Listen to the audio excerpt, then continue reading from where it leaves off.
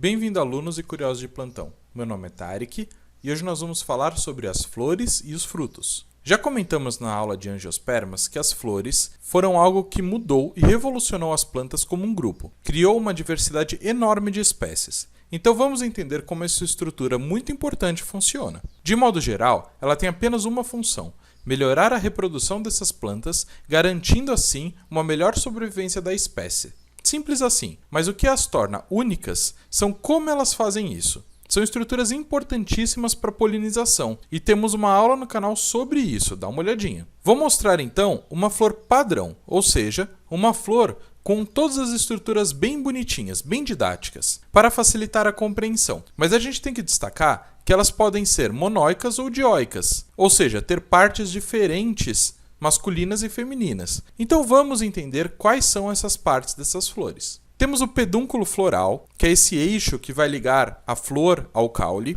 Temos o receptáculo floral, que é uma parte dilatada do pedúnculo, onde estão inseridos os elementos florais. E temos o verticilo floral, que é um conjunto de folhas modificadas da flor que exercem a mesma função. Os 4 verticílios são o cálice, que é constituído por folhas modificadas estéreis, chamadas de sépalas, a corola, que é constituída por folhas modificadas estéreis, chamadas de pétalas, o androceu, que é constituído por folhas modificadas férteis, que são chamadas de estames. Elas são divididas em uma estrutura de sustentação chamada filete e uma estrutura de produção de pólens chamada antera. Essa antera é composta por sacos polínicos e dentro desses sacos você vai ter a produção de pólens através da meiose. Temos também o gineceu, que é constituído por folhas modificadas férteis, chamadas de carpelares ou pistilos. Também tem suas divisões em óvulo, ovário, estilete e estigma, sendo que esse último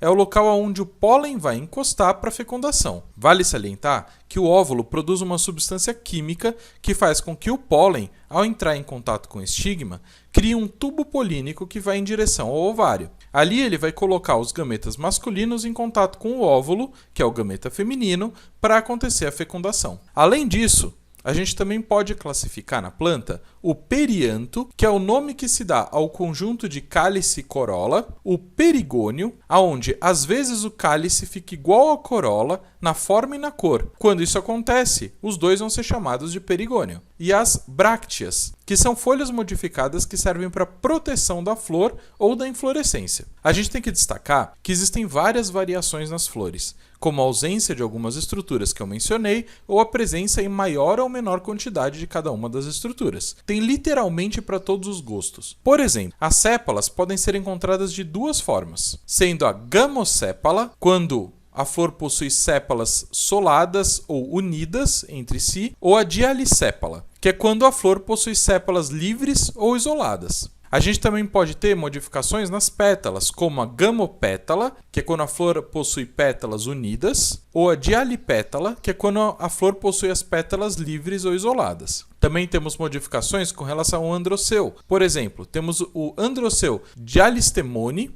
que apresenta esses estames livres. Temos o androceu gamostemone, que os estames estão concentrados pelos filetes ou pelas anteras. O sinântero, que são fundidos só pelas anteras. E a gente tem vários tipos de variações nessas estruturas. Além disso, nós temos as inflorescências, que não são flores e sim um caule modificado com folhas modificadas, mais parecido com uma estrutura que vemos em angiospermas. Daí existem variações desse tipo devido aos diferentes formatos que eles podem ser encontrados. Agora, vamos imaginar que houve a fecundação da flor. E o que acontece com esse embrião? Aí temos a formação de um fruto, que em essência são folhas carpelares modificadas sobre o ovário com o intuito de crescer e dar continuidade ao desenvolvimento da semente. Alguns conseguem fazer mais do que isso, sendo utilizados como dispersores de sementes ou até mesmo incentivando os animais a comer essas sementes, possibilitando assim que a semente quebre o estágio de dormência. Os frutos são formados então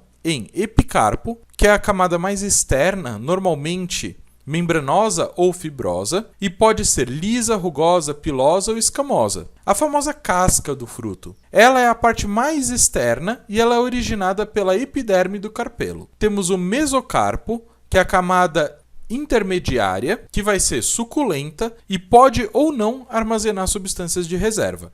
Ela provém do mesófilo carpelar. E nós temos o endocarpo, que é a camada mais interna, normalmente mais rígida, que envolve as sementes. Ela se origina da epiderme interna da folha carpelar. Em certos frutos, o endocarpo apresenta espessamento e é muito resistente. E é claro que cada uma dessas partes possui diversas variações dependendo da espécie que estamos falando. E dentro de tudo isso, nós temos a semente, que já foi explicado em uma outra aula aqui do canal. Cada um dos frutos pode ser classificado dependendo de algumas condições, como sua composição, a sua abertura para liberação de sementes ou seu tipo. Além disso, nós temos que destacar que existem os pseudofrutos, que são frutos com origens diferentes das que eu comentei anteriormente, podendo ser receptáculos florais, ovários ou outras partes modificadas. Temos então pseudofrutos simples, que são originários de receptáculos florais modificados, como as maçãs e as peras, ou no caju, onde você tem o pedúnculo que se desenvolve. Temos também os pseudofrutos múltiplos,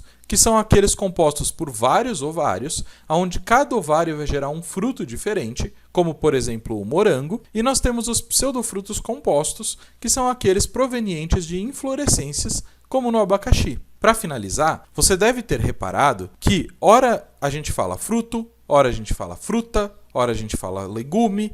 Então qual é a diferença entre eles? É algo popular, não é algo científico. Então agora que você tem os conhecimentos científicos para entender o que é cada um deles, vamos lá ver o que a gente está falando de errado. Uma fruta, no conhecimento popular, são os frutos e pseudofrutos comestíveis com um sabor mais adocicado, enquanto os legumes são, na verdade, os frutos não adocicados, além de raízes e caules subterrâneos que podem ser comestíveis. E os frutos são todo o resto que não é comestível. Como o povo faz confusão, né? Era só estudar um pouquinho mais sobre botânica para entender a diferença de cada um. Nem é tão difícil assim. Eu espero que vocês tenham gostado da aula. Curtam, compartilhem e se inscrevam no canal para novas aulas de biologia. Muito obrigado!